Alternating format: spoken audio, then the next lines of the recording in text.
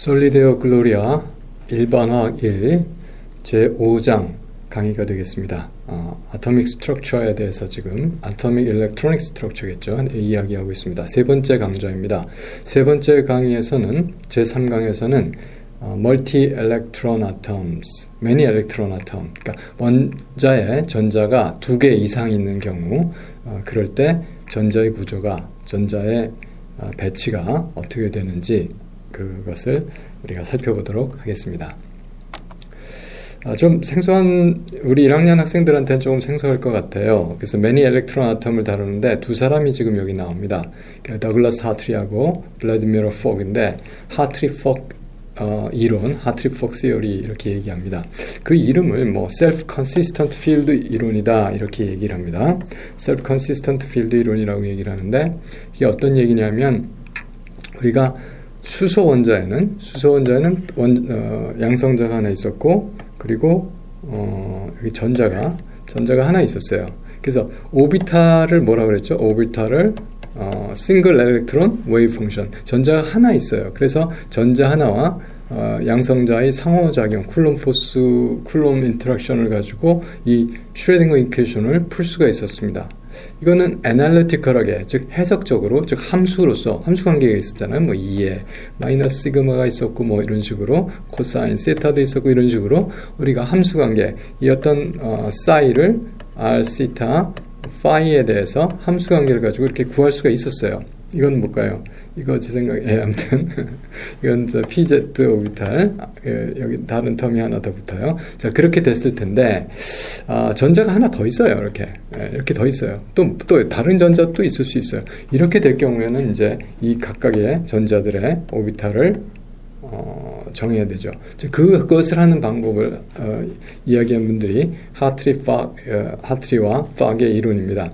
그래서 매니 엘렉트론 아톰, 엘렉트론이 여러 개 있는 경우에 우리가 오비탈을 어떻게 구해내는지에 대한 얘기고, 이렇게 해서 구해낸 이런 그 하트리 팍 메소드에 의해서, 소위 셀프 컨시스턴트 필드 이론에 의해서 구한 오비탈을 하트리 오비탈 이라고 얘기한다는 겁니다.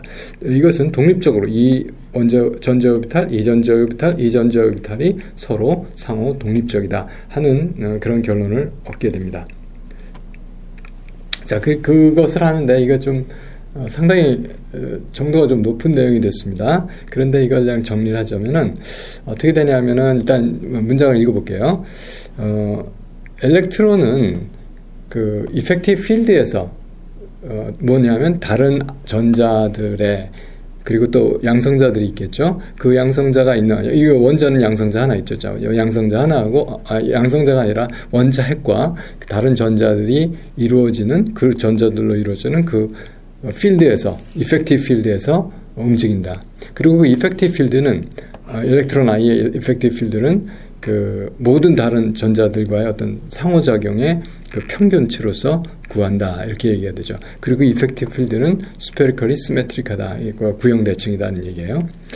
자, 그래서 여기서 약간 그거는 제가 지금 조금 어려운 내용이 되니까 좀 다시 한번 좀 그냥 좀 쉽게 설명을 해보도록 하겠습니다. 근데 여기서 지금 우리가 궁극적으로 하고자 하는 게 뭐냐면은, 각 전자가 원 엘렉트론 오비탈에 의해서, 원 엘렉트론 웨이브 펑션에 의해서 나타내고자 한다. 그러니까 아까 그림에서 우리가 양성자가 지금 헬륨 같은 경우를 지금 해봐요. 그럼 전자가 1번 전자가 있었고, 또 이제 2번 전자가 있는데, 1번 전자의 오비탈과 2번 전자의 오비탈, 각각 오비탈을 따로 만들자는 거예요. 근데 그럴 수는 없죠. 왜냐하면 1번 전자를 풀 적에 2번 전자가 분명히 영향을 주거든요.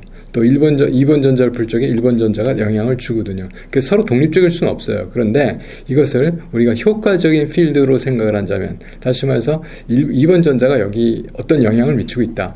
원자 핵이 있고, 그럼 이것들에 의해서 이것이 어떻다고 정확하게 가정을 해놓고 1번 전자를 풀 수가 있어요. 1번 전자를 풀게 되면 2번 전자를 이제 풀어야 되는데, 그 원자핵과 이것에 의해서 이게 어떻다고 가정을 하고 이걸 풀 수가 있죠. 이제 이런 식으로 하는 거예요. 요거를 조금 더 우리가 한번 살펴보도록 하겠습니다. 어떻게 얘기하는 건지. 그래서 원자핵이 지금 여기 3개짜리를 해볼까요? 그게 좀 낫지 않을까 싶은데, 리튬이에요. 그러니까 리튬이 있고 이게 이제 3번이죠. 그럼 전자가 1, 2, 뭐 3개의 전자가 있어요. 3번 이렇게. 그래서 1번 전자를 지금 풀려고 그래요. 1번 전자를 풀려고 그러면 어떻게 하냐면은 원자핵은 있어요. 그 다음에 전자가 있죠. 이것들이 다 그럼 이렇게 있다고 고정되어 있지는 않지만 이 효과가 여기 있는 거라고 생각으로 1번 전자를 이거에 대해서 풀 수가 있죠. 그래서 하나 풀었어요. 그랬어요. 자, 그 다음에 이제 우리가 2번 전자에 대해서 이제 풀고 싶어졌어요. 풀 차례가 됐죠. 그리고 아까 1번은 여기 있다고 했으니까 3번도 여기 있었고 원자핵이 여기 있다고 해서 이것에 대해서 2번을 풀어요. 이렇게. 이제 여기라고 결정을 했어요. 그럼 이제 3번을 풀어야 되죠. 3번을 풀 적에는 어떤 색깔을 해야 될까 지금 모르겠는데 뭐 이걸 할게요. 자, 그래서 3번 전자를 이제 풀려고 그래요. 그러면 원자핵이 있고 2번 전자, 1번 전자가 있으니까 그거에 대해서 3번 전자를 결정을 했어요. 자, 그렇게 했어요. 그 다음에 이게 이제 조금 무브를 해서 여기로 갔다든지 2번 전자는 이쪽으로 갔다든지 해서 이렇게 이제 결정이 됐잖아요. 두 번째 위치가. 그럼 1번 전자를 이제 다시 돌아왔죠. 그래서 이게 여기 있고 이게 여기 있을 때 1번 전자는 어떻게 있을까 하고 그 1번 전자 위치를 결정을 해요. 자, 이런 식으로 해갖고 계속 이제 각자가 다른 전자들의 효과적인 필드에서 그 전자가 움직인다고 해서 계속 풀다 보면 이게 변하지 않는 데가 수렴되는 그런 위치 내지는 그 전자의 엘렉트론 웨이브 펑션을 구할 수 있습니다. 그러니까 지금 전자 한 개의 엘렉트론 웨이브 펑션을 구한 거죠. 그거 뭡니까? 오비탈. 이렇게 그 필드가 이 전자에 대해서 미치는 필드가 원자핵과 다른 전자들이 미치는 필드다. 해서 이렇게 필드를 정해놓고 풀잖아요. 이게 풀어지면 그 다음번 전자에 대해서 풀 때는 이걸 갖고 풀고 또 이걸 풀 적에는 그렇죠? 이걸 갖고 풀고 다음에 이거 다시 돌아오죠. 이런 식으로 해갖고 계속 순환적으로 이터레이티브 메소드로 풀게 되면 결국에는 수렴하는 것이 있을 것이고 그래서 결국은 셀프 컨시스턴시 결국은 그 수렴하는 오비탈들이 나올 것이다. 그걸 우리가 하트리 오비탈이라고 그러고 이들 전자들에 대해서 독립적이니까 이거의 오비탈을 결정할 수가 있다 하는 이야기가 되겠습니다. 자, 그런 얘기예요, 이게. 그래서 이게 셀프 컨시스턴트 솔루션이 이터레이션 반복 순환을 해가지고 얻어질 때까지 풀게 되면 우리가 각 전자의 오비탈 각 전자의 웨이브 펑션을 독립적인 웨이브 펑션을 구할 수 있다. 이렇게 얘기가 되는 겁니다. 구하는 방식은 사실은 개념적으로 좀 복잡할 수가 있는데 컴퓨터로 계산을 하기 때문에 순간적으로 다 나오게 돼 있습니다. 자, 그래서 어떤 결과를 얻느냐, 그거를 우리는 그래도 1번학이니까 1번학답게 정성적으로 한번 살펴보도록 하겠습니다. 우리가 수소 엘렉트론 하나짜리 엘렉트론 수소가 있고 전자 하나 있는 이런 시스템에 대해서는 이렇게 그 에너지가 프린시플 퀀텀 넘버에 의해서만 결정이 됩니다. 그래서 에너지가 프린시플 퀀텀 넘버로 인덱스를 붙이는데 뭐에 비례해요? n제곱분의 1에 비례해서 이렇게 해서 이제 그 스펙트로스코프 그 하이드로젠 스펙트로스코피를 맞출 수가 있었잖아요. 발마 계열이니 푼트 계열이니 하는 거예요, 저게. 그래서 n제곱분의 1에 비례해요. 그러니까 n이 같으면 에너지는 같다. 그래서 1s 에너지 여기, 2s 에너지 여기인데 프린시플 퀀텀 넘버가 같은 2p 에너지도 같아요. 그럼 3s, 3p, 3d 에너지 같습니다. 4s, 4p, 4d, 4f 에너지 같습니다. 왜요? n이 4니까, n이 3이니까, n이 2니까, n이 1이니까. 프린시플 퀀텀 넘버가 같으면, 주양자 수 같으면 에너지도 같은 게 하이드로젠 아톰, 전자 하나 있는 경우에 이야기가 되겠습니다. 근데 전자 2개가 이상이 되면 어떻게 되냐? 결과를 먼저 말씀드리면은 전자가 2개 이상이 되면은 이렇게 오비탈이 에너지가 같은 프린시플 퀀텀 넘버가 같아도 두 번째 퀀텀 넘버가 뭐죠? n이 있고 l이 있잖아요. 그래서 n이 같아도 l에 따라서 에너지가 달라지는 양상이 나타납니다. 그래서 이것은 many electron 아톰에 엘렉트론이 2개 이상 있는 경우에 이걸 many electron이라고 합니다. 그래서 하트리 오비탈들은 그 self consistent field 이론에 의해서 이 2개 있는 거, 3개 있는 거, 4개 있는 거 각각 다 따로 풀어서 각각의 오비탈 에너지들을 결정을 해주면 제일 낮은 게 이제 1s는 뭐 그냥 있죠. 2s는 이 경우엔 L이 1인 경우, 0인 경우와 2인 경우가 있는데 L이 0인 경우와 L이 1인 경우가 있는데 이 2개가 다르게 나타나요. 그래서 2s가 좀 낮고 2p가 좀 높습니다. 그리고 3s의 경우에는 L이 0인 경우, 1인 경우, 2인 경우가 있는데 이 경우도 역시 3s가 낮고 3p가 좀 높고 3d가 좀 더 높게 나타납니다. 자, 이렇게 오비탈이 전자가 하나 있을 때는 다 같았는데 전자가 2개 이상 있게 되니까 오비탈 에너지가 이렇게 분화가 나누어진다 하는 것을 우리가 관찰했어요. 이것은 당연히 계산하면 당연히 이렇게 나옵니다. 결과는 그러니까 전자가 1개 있을 때 계산한 거고 전자 2개 있을 때 계산하고 그건 같겠죠. 전자 3개가 있었지만 그 ES 마지막 1번 전자, 2번 전자, 저는 아우프바우 프린시플 지금 얘기를 하고 있어요. 3번 전자 에너지 봤을 때 ES 에너지하고 EP 에너지가 이렇게 다르게 나옵니다. 자, 그걸 우리가 정성적으로 이해하도록 하겠습니다. 그걸 하려면 일단 하이드로젠 아톰의 수소 원자의 오비탈들을 지금 다시 보는 거예요. 그래서 어떤 오비탈이 있었냐면 1s 오비탈이 있었고 2s 오비탈이 있었고 2p 오비탈이 있었고 3s 오비탈, 3p 오비탈, 3d 오비탈이 있었어요. 원래는 1s 오비탈이 있고 2s, 2p 오비탈 에너지가 같고 3s, 3p, 3d 오비탈 에너지가 같습니다. 그런데 이것들의 그 오비탈이 뭐였죠? 웨이브 펑션이었어요. 웨이브 펑션에 스타 붙이고 복소수로 치면 이게 뭐하고 똑같은 거냐면 웨이브 펑션의 절대치하고 같은 거죠. 이거는 우리가 파동이라고 하면 이거는 우리가 뭐라 하면 파동의 이 확률, 거기 그 입자가 거기 있을 전자가 거기 있을 확률에 해당한다고 그랬잖아요. 이것을 지금 조금 다 잘못 그렸나 이렇게. 그래서 여기 있을 거고 여기 있을 거고 여기 있을 거고 이건 마이너스로 그러지만 자, 이렇게 표현을 해요. 그래서 그 전자의 density, 엘렉트론 덴시티를 이렇게 스퀘어로 표현을 해줍니다. 그래서 radial part, 즉 다시 말해서 원자 핵에서 거리가 멀어지는 거에 따라서 이 함수로 나타내주면 1s 함수는 이게 여기서부터 시작하면 뭐 원래 함수가 이렇게 갔었잖아요. 그걸 제곱을 해서 나타내니까 이렇게 되는 이런 식으로 얻어지게 됩니다. 2s를 그려주면 노들 서피스가 하나 있고 이렇게 그려지죠. 두 파장이 원래는 이런 파장이었을 거예요. 그 다음에 2p 그려주면 이렇게 그려주고 3s 그려주면 원래는 3s가 이렇게 어떻게 아마 제 생각에 3s가 이렇게 갔을 텐데 그것을 이제 제곱을 해서 그려주니까 이 위로만 그려주고 3p, 3d 이렇게 됐습니다. 자, 이런 것들이 됐어요. 그래서 이것들을 다 한번 같이 묶어놓고 한꺼번에 그려놓고 보겠습니다. 어떻게 되냐면 이런 식으로 돼요. 그래서 다 이게 그 보어 레디우스의 1배, 2배, 3배, 4배 이렇게 원자핵에서부터 거리가 멀어짐에 따라서 그 1s 함수, 1s 함수, 이건 2p 함수네요. 그럼 2s는 이 안에 있는 거겠죠. 2s 함수, 3s는 어디 있을까? 이게 3s예요.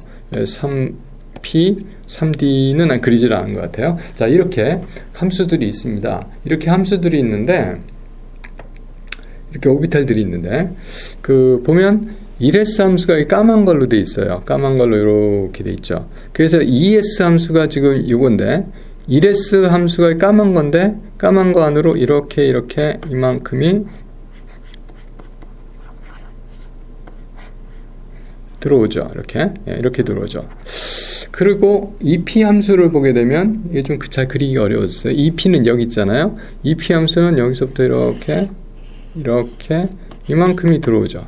자, 그래서 1s 함수가 의미하는 바는 1s 오비탈에 전자가 지금 몇 개인가 있을 거예요. 이게 뭐 말하자면 리튬을 하고 있으면 전자가 이미 2개가 지금 아웃바우 프린시플 그냥 적용을 하고서 얘기를 합니다. 지금 2s가 있었고 1s가 있고 죄송합니다. 1s가 전자가 2개 있고 2s에 있는 이 전자가 볼 때는 1s 안에 전자가 있고 여기에 이제 원자핵이 있잖아요. 이 뭐 원자핵이 지금 리튬 경우니까 이렇게 세 개가 있는 경우인데 이 ES 전자가 봤을 땐 1S 전자 때문에 여기 저기 플러스 3을 다 볼 수는 없죠. 두 개가 있으니까 얘가 실제로 느끼는 건 플러스 1에 해당이 될 겁니다. 만약에 이런 그 배치를 갖고 보면 플러스 3인데 마이너스 두 개가 있으니까. 자, 이걸 우리가 effective charge, effective atomic charge라고 합니다. effective 그 원자 핵의 전하라고 하죠. effective 전하니까 효과 전하, 효과적인 핵 전하 이렇게 얘기를 합니다. 그런데 자, 만약에 이게 ES에 있지 않고 뭐 EP에 있다고 얘기를 해요. EP에 있다고. 그럼 ES에 있는 경우는 지금 파란색만큼 1S 안으로 들어올 수가 있는 거고, EP에 있는 거는 빨간색만큼 1S 안으로 들어올 수가 있어요. 이렇게 소위 페니트레이트해서 들어가게 되면 핵전하를 좀 더 많이 받을 수가 있죠. 효과적으로. 그래서 이것에서 얘기를 하자면 여기 ES 전자가 있고 EP 전자가 있는데 EP 전자는 1S 전자에 이만큼이 들어와서 그 플러스 차지를 더 볼 수 있다면 ES 전자는 이 파란색만큼 그 1S 전자의 구름을 또 전자 구름이라면 밑으로 들어와서 그만큼 원자 핵 전하를 받을 수가 있다는 얘기가 됩니다. 자, 그림으로 보면은 빨간색이 더 많을 것 같아요. 근데 이게 구형입니다. 이건 저기 평면으로 그리는 거고, 이게 구형으로 싹 돌아가게 되면요, 이 p 오비탈은 어떻게 생겼었죠? 이 p 오비탈은 원자 핵을 중심으로 해서 이렇게 되는 거였고, 이 1s 오비탈은 원자 핵을 중심으로 빨간 걸로 그렸으니까 파란 걸로 그려주면 이게 동그랗게 이렇게 들어가는 거였잖아요. 그러니까 이렇게 그 다음에 이 원점을 중심으로 해서 이 1S가 ES가 1S 안으로 뚫고 들어오는 영역이 더 큽니다. 일렉트론 덴시티가. 자, 1S 쪽이 ES가 1S를 뚫고 들어가는 게 EP보다 더 커요. 그래서 effective charge가 뭐에? ES의 effective charge가 EP의 effective charge보다 크게 돼요. 자, 그렇게 되면은 어떻게 될까요? 원자핵 차지를 더 많이 받게 되죠. 그러면 ES 에너지가 EP 에너지보다 낮아지게 됩니다. 이거 낮아지는 것보다. 네. 그래서 아까 우리가 여기서 보면 ES 에너지가 EP 에너지보다 낮아졌습니다. 왜 그러냐? 1S 전자가 이미 있었기 때문에. 그래서 ES 에너지가 낮아지고, 마찬가지 논의로 해서 물론 하트리팍 계산을 하게 되면은 에너지 레벨 딱 그냥 쭉 나와버려요, 숫자로. 그래서 그렇지만 우리가 이해를 할 적에 3S, 3P, 3D가 있는데 그것은 1S와 ES와 EP에서 차단이 된 그 클라우드 속으로 얘가 더 많이 뚫고 들어오고, 이게 좀 그보다 적게 뚫고 들어오고, 이게 좀 그보다 더 좀 적게 더 뚫고 들어와서 이게 에너지가 가장 낮고 다음 에너지가 낮고 다음 에너지가 이제 인 것이다. 그래서 이런 식으로 3S, 3P, 3D 오비탈도 에너지가 차이가 나게 되는 것이다 라고 우리가 정성적으로 이해할 수가 있습니다. 자, 그랬습니다. 그래서 이제 우리가 오비탈들의 에너지를 전자가 여러 개 있을 때 하트리 오비탈이라고 해서 서로 독립적인 오비탈을 우리가 생각할 수가 있었고, 그 오비탈들의 에너지를 이제 순서대로 넣을 수가 있었죠. 그래서 우리가 그랬을 때 뭐 1S, 2S, 2P, 3S, 3P, 4S, 3D 뭐 이런 식으로 오비탈 에너지를 쭉 나열을 해놨었습니다. 자, 그런 경우를 가지고 이제 전자가 여러 개 있을 때 어떻게 전자 배치를 할 것이냐 하는 문제를 다루는 것이 아웃바우 프린시플 이렇게 얘기합니다. 이거를 이걸 빌딩업이라고 그래요. 아웃바우 뭐 축조하다, 뭐 세우다, 뭐 집을 짓다 이런 뜻으로 생각하셔도 됩니다. 그런데 이게 이제 우리가 조금 이제 개념적으로 잘 이해해야 될 부분이 있습니다. 물론 고등학교도 그런 것 같아요. 뭐 초등학교, 중학교 이렇게 여기서 이런 걸 가르친다 그러면 학생들이 좀 이해할 수 있게끔, 또 실제로 피부에 와 닿게끔 그렇게 설명을 하는 게 옳습니다. 그래서 저는 이 일선 그 교과 담당하시는 선생님들이 잘 가르치고 계시다고 그렇게 믿습니다. 그런데 이제 우리는 대학이잖아요. 그리고 또 이제 일반학 마지막일 겁니다. 여러분이 또 대학원 가서 일반학 배우진 않을 테니까. 그렇기 때문에 저는 이제 말씀드릴 수 있는 것은 다 말씀드려야 된다고 생각을 해요. 정확하게 뭐 제가 학자적 양심을 가지고 알고 있는 그 그대로. 그래서 이것을 우리가 초등학교 경우에, 고등학교 경우에 잘 몰라서 제가 그렇습니다만은, 이런 생각들을 하시는 것 같아요. 여기 방들이 있어요. 그래서, 뭐, 호텔이면 호텔, 뭐, 아파트면 아파트. 아파트라고 하면 더 쉬울까요? 요새 우리나라 아파트가 대부분 주거적인 방법이니까. 그래서 뭐, 1층이 있고, 2층이 있고, 3층이 있고, 4층이 있는데, 뭐, 1층에는 뭐, 1, 2, 3, 4, 뭐, 이렇게, 몇 호 있는데, 이게 이제 우리가 뭐, 101호에다 들어가고, 102호, 103호, 104호, 105호 막 이렇게 있다는 거죠. 그래서 항상 우리가 밑에 층서부터 채워진다. 그래서 뭐 한 집에 두 사람씩 들어간다. 뭐 이런 얘기도 하시는 것 같아요. 그래서 말하자면 뭐 한 사람 들어가고 또 다른 사람 들어가고 다음에 이제 그런데 뭐 이런 식으로 다음에 이게 다 채워지면 여기는 이제 이 집밖에 없다. 그래서 두 번째 집은 여기 한 사람 들어가고 여기 한 사람 두 사람 들어가면 또 여기는 또 한 사람 들어가고 두 사람 들어갈 수가 있고 한 사람 들어가고 두 사람 들어갈 수 있고 한 사람 들어가고 두 사람 들어가는데 여기는 또 없다. 이런 식으로 해서 전자가 이게 차 들어간다는 식으로 얘기를 가르쳐 주시면 학생들은 이해를 잘합니다. 그렇죠? 그래서 저는 이런 이해가 잘못됐다고 교육적으로 생각하진 않아요. 근데 제가 정확히 말씀드리고자 하는 거는 이것은 조금 모델이지 실제는 그렇지 않다는 거죠. 이거는 우리는 전자의 상태를 나타내고자 하는 겁니다. 전자의 상태를 나타내고자. 그래서 엘렉트론 컨피규레이션이라고 하는 거, 이것을 아토믹 스트럭처라고 그랬어요. 네? 이 아토믹 스트럭처 같은 겁니다. 엘렉트론 컨피규레이션. 아토믹 스트럭처, 몰레큘러 스트럭처 뭐라고 그랬죠?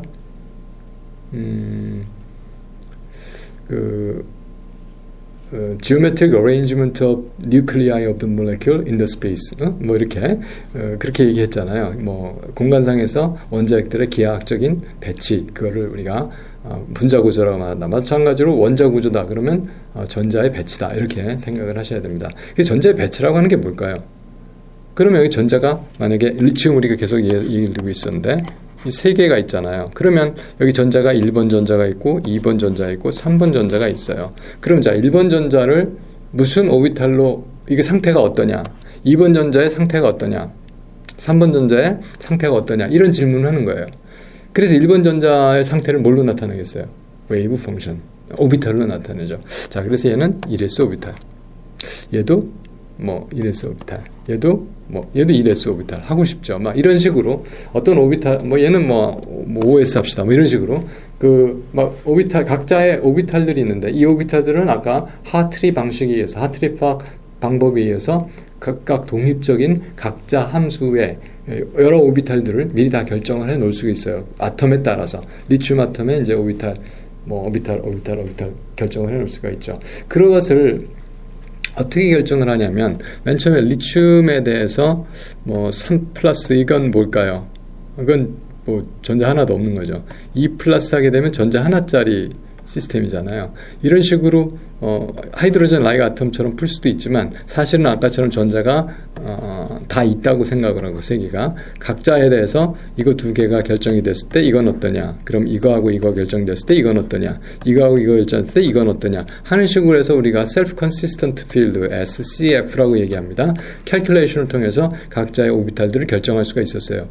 그렇게 결정을 한 것도 결국은 전자 한 개에 따라서 이펙티브 뉴클리어 차지를 주고서 계산했다고 생각을 할 수가 있으니까 전자 하나를 푼 거죠. 그래서 그냥 그것을 오비탈이라고 부를 수가 있는 겁니다. 전자 한 개. 그래서 이 오비탈을 쭉 구했어요. 구해놓고 보니까 결국은 이펙티브 차지를 가지고 있을 때 그 오비탈에 대해서 이름을 붙여야겠죠. 퀀텀 넘버가 여기서 몇 개 나올 거예요? 4개 나옵니다. 왜 4개 나와요? XYZ 좌표가 있었고 스핀 좌표가 하나 있으니까 그 4개의 좌표에 대해서 퀀텀 넘버 4개가 있을 거고 그 퀀텀 넘버로 이 오비탈의 이름을 붙여줍니다. 우리가 다시 한번 반복을 해볼까요? 움직이는 것은 좌표가 있다. 좌표는 디그리 오브 프리덤이고 디그리 오브 프리덤에는 양자수가 대응한다. 양자수는 상태를 지정한다. 양자수 4개가 있고 4개가 양자수 4개로 이거 상태를 지정합니다. 그런데 지정한 방식은 하이드로젠 아톰에서 똑같아요. 그래서 여기서도 1s 오비탈 또 1s 오비탈, 그런데 스핀업이 있을 거고 스핀다운이 있겠죠. 그리고 2s 오비탈, 스핀업, 다운 상관없지만 이렇게 3개. 그리고 이제 만약에 전자는 실제로 없었지만 또 오비탈을 계속해서 아까 수소 원자도 마찬가지죠. 전자 하나밖에 없지만 계속 오비탈 정했을 거 아니에요. 그래서 2s 오비탈, 스핀다운, 2p 오비탈, 이렇게 계속해서 이거는 x 방향 거 스핀업, 2p 오비탈, y 방향 거 스핀업, 2p g 오비탈 스핀업, 이런 식으로 결정을 해요. 그렇게 많이 오비탈들을 결정을 아톰마다 다 따로 리튬, 베릴륨, 카본마다 오비탈들을 다 결정을 합니다. 그러면 그 중에서 어떤 오비탈로 1번 전자를 나타낼 것이냐, 2번 전자는 어떤 오비탈을 쓸 거냐, 3번 전자는 어떤 오비탈을 쓸 거냐 하는 문제가 바로 아웃바우 프린시플입니다. 그래서 아웃바우, 여기 볼프강 파울리가 있고, 아웃바우는 여기 없어. 아웃바우는 이제 빌딩업 한다는 뜻이에요. 사람 이름이 아니라고 전 생각을 합니다. 혹시 찾아보자면. 그리고 프레드리히 훈트, 이 두 사람이 있는데, 이분들이 이제 주장한 이론에 따라서 이러한 원리를 작성을 했습니다. 그게 어떤 거냐면은, 일단, 오비탈이 많이 있다고 그랬잖아요. 그래서 1s 오비탈이 있고 2s 오비탈이 있고 2p 오비탈이 있고 3s 오비탈이 있고 3p 오비탈이 있고 3d 오비탈이 있고 4s 오비탈이 있고 4d 오비탈이 있고 p 먼저 해야겠죠. 4d 오비탈이 있고 4f 오비탈이 있고 이렇게 오비탈이 쭉 있어요. 그러면 어떤 오비탈로 그 전자에 리튬 했었으니까 리튬이 있는데 3번이니까 첫 번째 전자를 어떤 오비탈을 쓸 거냐, 이게 질문이에요. 그럼 어떻게 쓸까요? 그래서 여기서 첫 번째는 the building up the ground state electronic structure. 자, ground state electronic structure는 ranging atomic orbitals in order of increasing energy. 그러니까 어떻게 하냐면은 일단 제일 에너지 낮은 것부터 사용한다는 거예요. 뭘 할 때? ground state electronic configuration 할 때. 그 ground state가 뭐냐 하는 질문을 해야죠. 그래서 what is ground state? ground state가 뭔가? 이거는 the lowest energy state. The lowest energy state를 ground state라고 한다. 다른 말 안 해요. 그냥 그거밖에 없어요.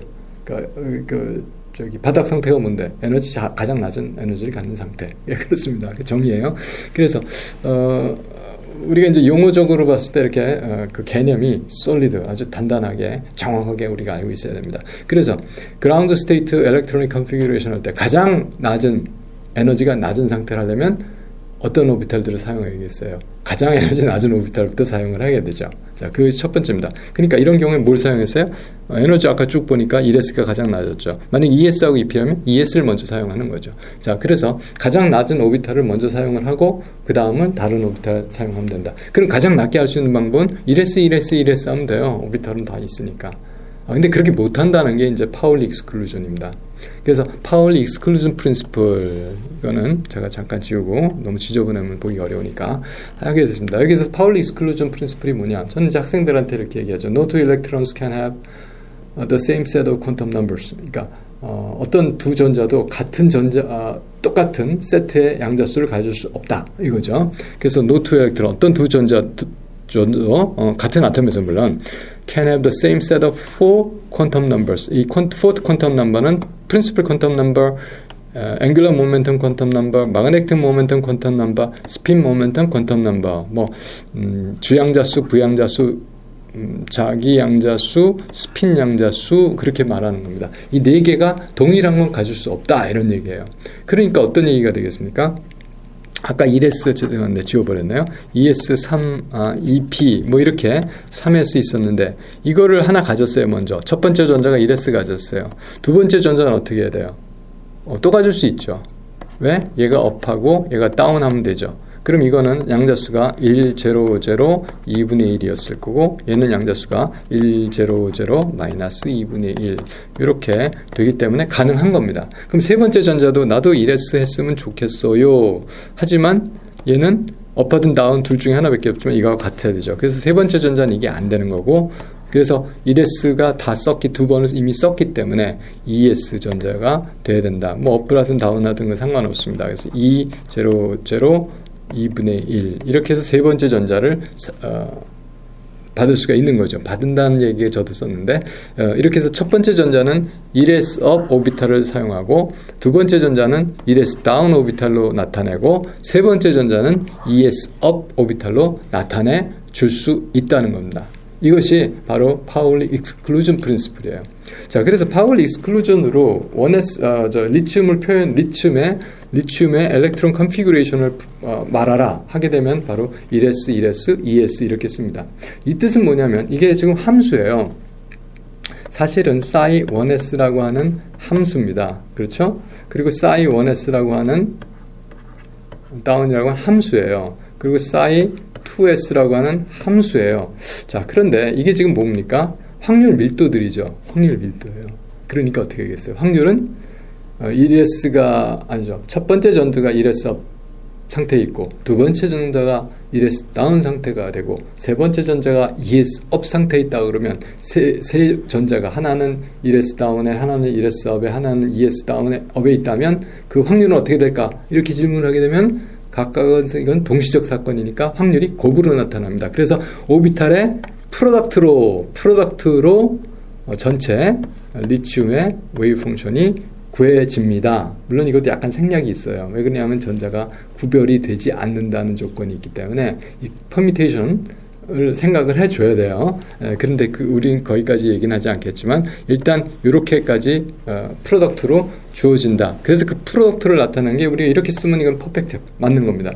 그런데 이렇게 쓰니까 제가 어저께 푸시라고 우리가 그릭 헬라어 배울 때 푸시라고 하지만 또 우리는 영어식으로 발음하다니까 싸이가 항상 써왔던 것 같아요. 저도 모르게 헬라어 할 적에는 푸시하지만 여기서 싸이 그냥 이렇게 발음을 하더라고요. 제가 나중에 다시 들어보니까 그래서 싸이 그냥 이렇게 하겠습니다. 그래서 싸이인데 li는 싸이 1s up, 싸이 1s down, 싸이 2s up 이렇게 쓰자니까 이거 조금 불편하게 느껴지죠. 싸이가 일단 익숙지 않으니까. 그래서 학생들한테 어떻게 했냐면 1s, 1s, 2s 이렇게 표현해주면 된다. 이렇게 얘기를 했습니다.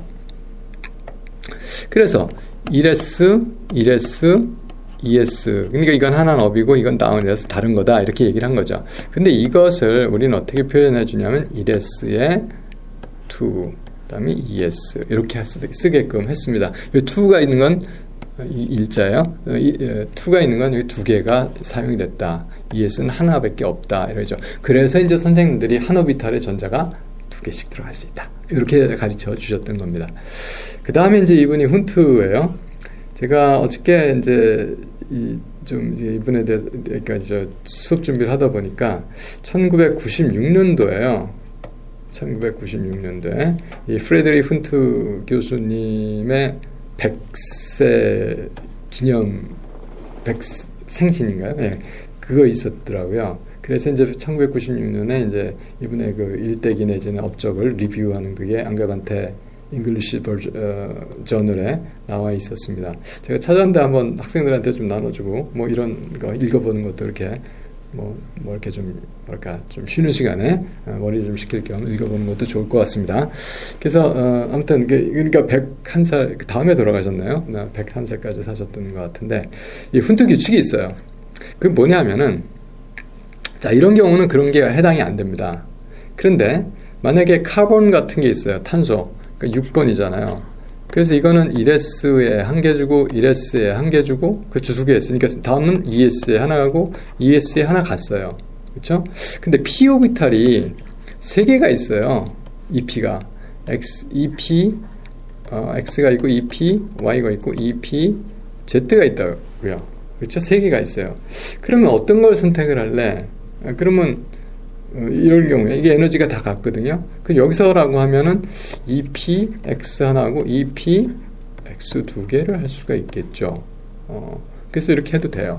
그런데 이 규칙은 뭐냐면은 이렇게 에너지가 같은 오비탈, 에너지가 같은 오비탈을 우리가 에너지가 같은 오비탈, the same energy 오비탈을 뭐라고 얘기를 하느냐면 D, G, N, E, R, A, T, E degenerate orbital. 우리말이 좀 어려워요. 축퇴된 오비탈 이렇게 얘기하는데 그거는 에너지가 같은 다른 오비탈이라는 거예요. 그래서 그거는 사실은 같은 상태를 나타냅니다. 그렇지. 방향성이라든지 이렇게 좀 다른 거예요. 그러니까 뭐 이거 똑같은 건데 이렇게 놓일 수 있고 이렇게 놓일 수도 있잖아요. 이런 걸 얘기해요. 그래서 이걸 에너지가 같고 다른 상태, 이런 상태와 이런 상태, 다른 상태를 얘기합니다. 이것을 우리가 degenerate 오비탈 이렇게 얘기를 합니다. 그래서 PX, PY, PZ가 degenerate 오비탈이에요. 그래서 에너지가 같잖아요. 예. 이렇게 얘기를 합니다. 그래서 이런 경우에 이것이 어떻게 이용이 되느냐 하면 일단 하나씩 사용을 먼저 해야 된다. 그러니까 PX가 한번 사용했으면 다음은 사이좋게 PY를 사용해야 된다. 자, 그리고 스피는 같은 방향을 먼저 사용을 해야 된다 하는 게 훈트 규칙입니다. 네, 그래서 디제너레이트 오비탈이 있을 때 일단 하나씩 배치가 된다 이렇게 얘기를 하죠. 그때 이제 스피는 방향을 평행하게 같은 방향의 스핀을 가져야 된다 하는 게 그리고 그럼 이 PX, PY, PZ가 다 사용이 된 경우는 다음은 이제 어떤 거든지 하나 취할 수가 있다. 이런 게 뭘까요? 여기 산소 8개 있으면 하나, 둘, 셋, 넷 사용했고 5, 6, 7하고 8번째 이렇게 들어가죠. 자, 이렇게 된다는 게 바로 훈트 규칙입니다. 자, 그래서 아웃바워 프린시플에서 훈트 규칙까지 일단 가장 낮은 세 가지입니다. 가장 낮은 에너지 오비탈을 먼저 사용한다. 그 다음에 파울 익스클루전에서 뭐 우리가 이제 정리하는 거는 같은 오비탈을 2번 이상 쓸 수 없다 뭐 이런 거죠. 2번까지밖에 못 쓴다. 그렇지만 no two electrons can have the same set of quantum numbers. 그러니까 같은 양자수를 가져서는 안 된다. 세 번째 규칙, 훈트 규칙에서 degenerate 오비탈이 있을 때 일단 패러럴 스핀을 갖도록 먼저 배치가 된다. 이렇게. 그래서 스핀을 맥시마이즈 하도록, 그러니까 나란한 게 같은 방향 보는 게 숫자가 제일 많도록 일단 만든다 하는 거예요. 그래서 그것이 이제 오비탈 내에서의 리펄전을 최소화하는 방법이기도 합니다. 그래서 여기서 지금 탄소 문제 아까 바로 했었는데 탄소 문제를 해봅니다. 이거 전자가 6개 있어요. 그래서 일단 가장 낮은 오비탈 1s를 2개 썼고 2s를 2개를 쓸 수 있죠. 그래서 px, py, pz가 있을 때 한 번씩 합니다. 그래서 이런 경우는 1s2, 2s2, 2p, x1, 2p, y1 이렇게 씁니다. 그런데 이렇게 쓰니까 조금 복잡할 수도 있고 훈트 규칙은 이미 우리가 익히 잘 알고 있느니라 해서 1s2, 2s2, 2p2 이렇게 그냥 써줘도 이게 이거하고 같은 거다 이렇게 이해하셔야 됩니다. 다음 뭐 이건 이제 넘어가고요. 그래서 이런 식으로 배치를 했더니 수소는 하나밖에 없으니까 1s 썼어요. H2는 헬리움은 전자 2개 있으니까 이렇게 썼죠. 그리고 그 배치는 1s1, 1은 안 써도 됩니다. 근데 뭐 아무튼 썼으니까 1s2 이렇게 표시를 하죠. 리튬 우리가 했지만 1s에 2개, 2s에 하나 들어갔어요. 그래서 물론 스핀이 반대입니다. 그래서 1s2, 2s1. 베릴륨 4개니까 여기 2개, 여기 2개 해서 1s2, 2s2. 보론 5개니까 1s2, 2s2, 2px에 하나. 탄소는 2px, 2py. 질소는 3개, 2px, 2py, 2pz. 그러니까 산소가 됐으니까 일단 여기까지 7개를 다 썼어요. 2, 4, 5, 6, 7 했죠. 8번째 거는 1로 들어간다. 그래서 산소가 됐고, 그럼 플로린 9번째 여기 들어가겠죠. 그래서 여기가 됐고, 네온은 이제 이 p 오비탈이 다 찼습니다. 이렇게. 네, 그래서 네온이 있는데 여기서 이제 우리가 하나 관찰을 할 거는요. 어떤 걸 얘기해야 되냐면은 우리가 일반적으로 이것들 오비탈은 다 에너지가 같아요. 네. 그리고 뭐 이게 제일 낮고 이게 다음 높고 이게 다음 더 높겠죠. 자, 이렇게 오비탈 에너지가 같은데 어떤 것이 있냐면 이렇게 fully 다 차거나 이런 오비탈들은 다 안정하다고 봐요. 반찬 거보단 이게 더 그러니까 물론 에너지가 2배보단 낫다는 이렇게 뜻입니다. 물론 저게 자 그런데 이게 완전히 차거나 fully occupied 되거나 뭐 여기도 또 occupied 된다는 얘기를 하는데 fully up and down이 다 된 거나 이렇게 아니면 half filled나 이것이 안정합니다. 물론 이게 안정하고 이것도 안정합니다. 그래서 여기서 보면 이게 안정해요. 이게 만약에 어떤 경우가 있냐면은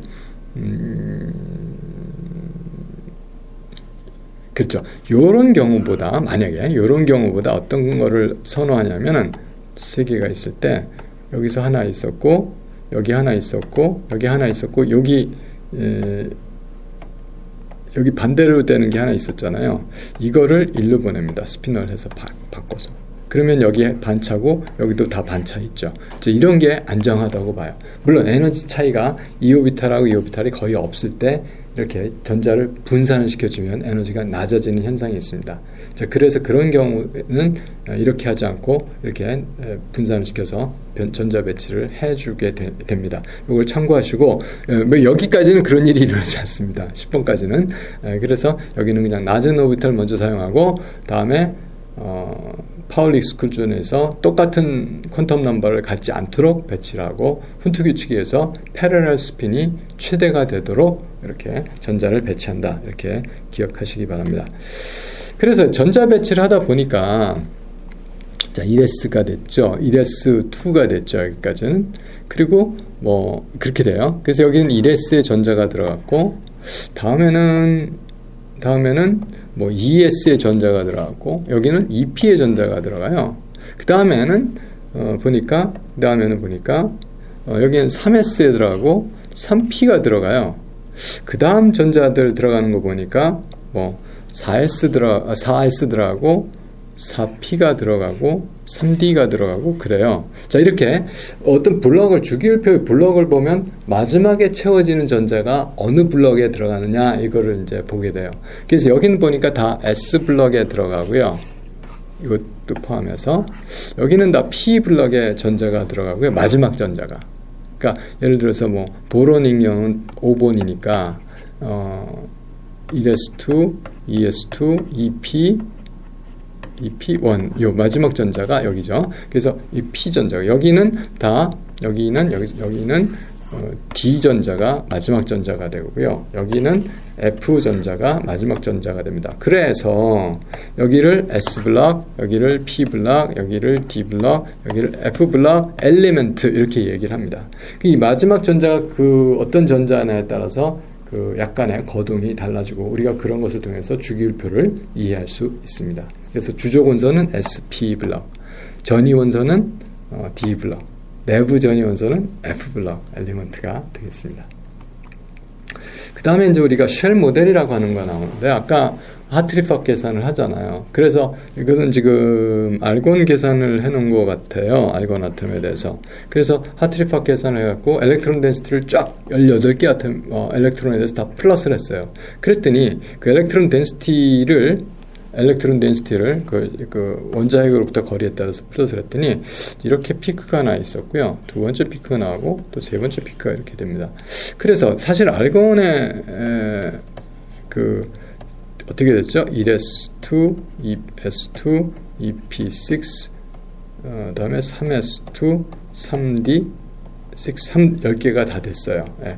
그러니까 18개가 됐는데, 자, 이거 마치 여기 2개, 여기 10개, 이거 인테그레이션 하면 똑같이 나옵니다.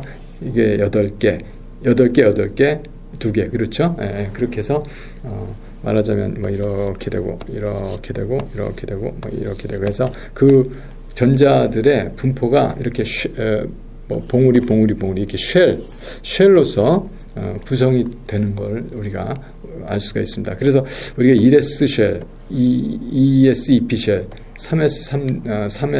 3P 쉘, P자 이렇게 이야기할 수가 있죠. 그래서 이걸 제1각, 2각, 3각, first shell, second shell, third shell 이렇게 쉘 모델로 생각을 할 수가 있습니다. 이것을 사실은 실험적으로도 이걸 들여다볼 수 있는 방법이 있어요. 포토 일렉트론 스펙트로스코피 우리가 조금 이따 한번 다음 슬라이드쯤에서 살펴보게 될 겁니다. 그래서 그 같은 쉘에 있으면 일단 그 쉘에 있으면 그 같은 쉘에서는 원자핵으로부터의 거리가 거의 같게 유지가 되는 전자들의 그룹이라고 생각을 하면 됩니다. 그러니까 아까 같은 경우에 알곤이 있었으면 원자핵이 원자핵이 있고 여기서 뭐 1S 첫 번째 쉘, 뭐 두 번째 쉘, 세 번째 쉘, 이런 식으로 이렇게 그러니까 여기 1블락, 3번 쉘, 2번 쉘들의 전자들은 대부분 거리가 같고 3번 전자들은 3번 쉘의 전자는 거리가 같고 그러니까 아이오니제이션 에너지도 이쪽에서는 비슷하고 또 이쪽에서는 비슷하고 이쪽에서 비슷한데 이들 차이는 상당히 크게 되죠. 그래서 소디움 같은 거 11번이죠. 그럴 때 이 엘렉트론 컨피규레이션이 1s2, 2s2, 2p6, 3s1인데 이거 아이오니제이션 에너지는 작아요. 0.5메가줄이에요. 그 다음에 ESEP에서 순서대로 두 번째, 세 번째, 네 번째, 다섯 번째, 여섯 번째, 일곱 번째, 아홉 번째, 10번째 전자 띄어나가는 것까지는 쭉 보면 4.5, 6.9, 13, 16, 20, 25, 10단이죠. 이 정도의 아이오니제이션 에너지. 여기는 0.5단이잖아요. 그런데 마지막 전자, 이거 띄어나가는 전자를 보면은 140. 그러니까 100단위가 되죠. 이렇게 아이오니제이션 에너지가 쉘별로 큰 차이가 납니다. 이유는 뭘까요? 거리가 달라요. 여기 있는 거리 비슷하게 거리가 있고 여기 비슷하게 거리가 있고 여기 비슷하게 거리가 있는데 이것들 사이는 큰 차이가 있기 때문이다. 이렇게 기억하시기 바랍니다. 자, 그래서 이제 조금 일반학 수준에서는 잘 안 나오는 건데 그래도 이 강의를 좀 여러분들은 이거 뭐 그냥 공부하시는 거니까 해두시면 좋을 것 같습니다. 그래서 포토 엘렉트론 스펙트로스코피가 이런 쉘의 엘렉트론의 그 실제적인 덴시티를 가늠해 볼 수 있는 툴이고 또 약간 물리화학에서 이제 그 고체화학 이런 데 가면 다루고 있는 그런 스펙트로스코피 분광학적인 장비가 되겠습니다. 그래서 포토 엘렉트론 그러니까 우리 광전 효과 했잖아요. 그래서 광전 효과는 뭐였습니까? 빛을 주니까 전자가 튀어나왔다. 근데 여기서는 원자에 붙어 있는 그건 금속 표면이었잖아요. 그러니까 좀 작은 에너지, 자외선 이런 걸로도 이제 전자가 튀어나오는데 이 경우는 이제 좀 단단하게 붙어 있는 원자가 갖고 있는 에너지, 그러니까 좀 센 빛을 줍니다. 그래서 엑스레이 같은 거를 이제 조사하면 그 원자핵이 이렇게 원자핵이 이렇게 있었고 그 전자가 있는데 여기 엑스레이를 갖다 딱 치면은 여기 전자가 튀어나가는 거죠. 근데 안에 있는 거 맞으면 거기 튀어나가요. 그리고 이제 다른 전자들이 밑으로 들어가죠. 그럼 튀어나가게 되면 이게 이 엑스레이 이 소위 이 포톤 에너지가 있잖아요. 포톤 에너지 주면 얘가 받아갖고 튀어나가죠. 튀어나가면서 어떤 이 오비탈 에너지를 극복을 하고 나가야 되죠. 오비탈 에너지가 있으니까. 극복하고 나간 나머지가 여기 준 에너지하고 오비탈 에너지하고 차이가 여기 운동 에너지가 돼요. 그럼 얼마의 엑스레이를 주는지를 우리가 알고 있고 이 운동 에너지를 측정을 하면 이 오비탈 에너지가 얼마였는지를 알 수 있는, 실험적으로 결정할 수 있는 그런 방법이 되겠습니다. 그래서 어떻게 하냐면은 여기 샘플이 있는데요. 원자들이 있다는 얘기죠. 여기다가 에너지, 하이 에너지 포톤을 줍니다. 엑스레이 같은 거. 그러면 이게 여기서 전자가 튀겨나와요. 그럼 튀겨나오면 여기서 이제 플러스 극을 여기다 마이너스 극을 그 전자가 이제 이쪽으로 가속이 돼서 튀어나가죠. 그럼 이제 우리가 슬릿을 적당한 간격으로 해서 이렇게 이쪽 모멘텀을 갖도록 받고 여기에 그러니까 전기장을 겁니다. 전기장을 마이너스 플러스로 걸어요. 그러면 전자가 위로 올라간 전자는 밑으로 반발할 거고 아래에서는 당겨줄 거고 이 세기에 따라서 전자들의 트래젝토리가 바뀌죠. 그래서 이걸 조정을 하면 여기 디텍터에 걸리는 거를 어느 정도 운동 에너지를 갖는지 알 수가 있습니다. 전자의 질량은 같으니까요. 어떻게 하겠어요? 운동 에너지가 큰 거는 반경이 크겠죠. 반경이 큰 걸 여기다 딱 맞추려면은 전기장의 세기를 크게 해야 되죠. 그러니까 전기장의 세기를 조정을 하면서 여기 플라이트 날아가는 전자의 운동 에너지를 측정하게 되는 겁니다. 그게 이제 포토 엘렉트론 스펙트로스코피 원리예요. 그래서 그 운동 에너지별로 그 덴시티를 엘렉트론 덴시티 그 전자의 에너지를 기록을 하게 되죠. 그래서 기록하면 이런 식으로 나옵니다. 그래서 뭘 기록을 하겠어요? 그러니까 여기에 전자들이 이렇게 있었는데 이 전자가 튀어나갈 때 에너지가 이렇게 진우가 와서 이 전자가 튀어나가니까 이 전자가 튀어나가서 운동 에너지 2분의 1 mv 제곱을 재니까 이것의 실제적인 에너지가 얼마였는지, 그러니까 이걸 띄어내는데 얼마나 에너지가 진짜 드는지를 이거와 이거의 차로서 알 수가 있죠. 그게 뭐겠어요? 아이오니제이션 포텐셜입니다. 아이오니제이션 에너지가 되죠. 그래서 이것을 다른 말로 아이오니제이션 에너지 스펙트럼이라고 얘기를 해요. 그것은 그 포톤 에너지, 전자를 띄어낸 그 빛 에너지에서 그 전자 운동 에너지를 빼주면 됩니다. 그래서 빛 에너지는 H누가 E는 H누, 누는 람다분의 hc 그렇게 됐던 거예요. h누 포톤의 프리퀀시 곱하기 플랑크 상수가 포톤 에너지고 거기서 2분의 1 mv제곱인데 요거는 아까 그 애널라이즈에서 그 전기장의 세기로 측정을 할 수가 있는 겁니다. 자, 그래서 이렇게 해서 아이오나이제이션 에너지를 구하고 아이오나이제이션 에너지 구하니까 아까는 메가줄로 했잖아요. 0.5 메가줄 이거 해당이 됩니다. 그래서 엘렉트론 볼트로 21.6, 48.4, 87, 870.2 이렇게 되는 데다 이렇게 쉘 구조처럼 나타나고 이것에 대해서 쭉 알아보면 이게 이제 ESEP가 이제 여기에 해당이 될 거예요. 그렇죠? 그 다음에 에너지가 커야 되니까 여기가 1S, 여기가 ESEP, 그 다음에 이게 3S 에너지가 이게 가장 낮은 에너지니까요. 자, 그렇게 이 전자가 배치가 됐다는 것을 우리가 알 수 있습니다. 이게 그러니까 네온이겠네요. 예. 자, 그렇습니다. 네온은 이게 없죠. 그러니까 이게 ES고 이게 EP가 되겠네요. 예. 자, 그런 식으로 우리가 이것을 포토 엘렉트론 스펙트로스코피를 우리가 사용해서 전자들의 오비탈 에너지들을 알 수 있다. 즉 아이오니제이션 에너지를 알 수 있다. 내부 전자에 대해서도 그 말씀을 드렸습니다. 그래서 그거를 해갖고 이렇게 포토 엘렉트론 스펙트럼을 쭉 조사를 해보면요, 1S 에너지들을 쫙 그 아토믹 넘버가 다 각 원자마다 또 ES 에너지를 쫙 EP 에너지를 쫙 3S 이렇게 하죠. 물론 같은 원자에서 예를 들어서 칼슘 같은 거 이제 칼슘이 아니고 칼슘이 여기 있어요. 칼슘 같은 거 에너지가 1S 에너지, 2S, 2P 에너지, 3S, 3P 에너지 뭐 이렇게 3D 에너지는 아직 여기는 안 나타나죠. 왜냐면 없으니까. 그리고 그다음에 이렇게 되는데 이렇게 에너지들을 쫙 관찰을 했어요. 자, 그러니까 오비탈 에너지가 포토 엘렉트론 스펙트로스코피에서 이제 결정을 해줄 수가 있었던 겁니다. 자, 그렇게 됐는데 보면 뭐 규칙적으로 쭉 1S 에너지 변하잖아요. 근데 여기 좀 특징적인 게 나타나는 게 뭐냐면 D 오비탈 있는 거, 그리고 여기 D 오비탈에 있는 에너지들, 또 그러니까 여기 D, 4D도 여기 있죠. 그 다음에 어디 가면은 5D도 있죠. 자, 이런 에너지를 보면 좀 이렇게 보통들은 이렇게 내려가는데 그거는 좀 평행으로, 수평으로 가죠. 왜 그럴까요? D쉘이 커요. 10개가 전자가 들어가니까. 그러니까 차지가 증가되더라도 실제로 점유하고 있는 공간이 유사하게 유지가 되는 겁니다. 그래서 이게 좀 이제 그 서브쉘이 D쉘, 이렇게 전체 이 프린시플 퀀텀 넘버 같은 걸 쉘이라고 그러고요. 3S, 3P, 3D 이런 거를 서브쉘이라고 그래요. 그래서 이렇게 좀 평행한 그렇게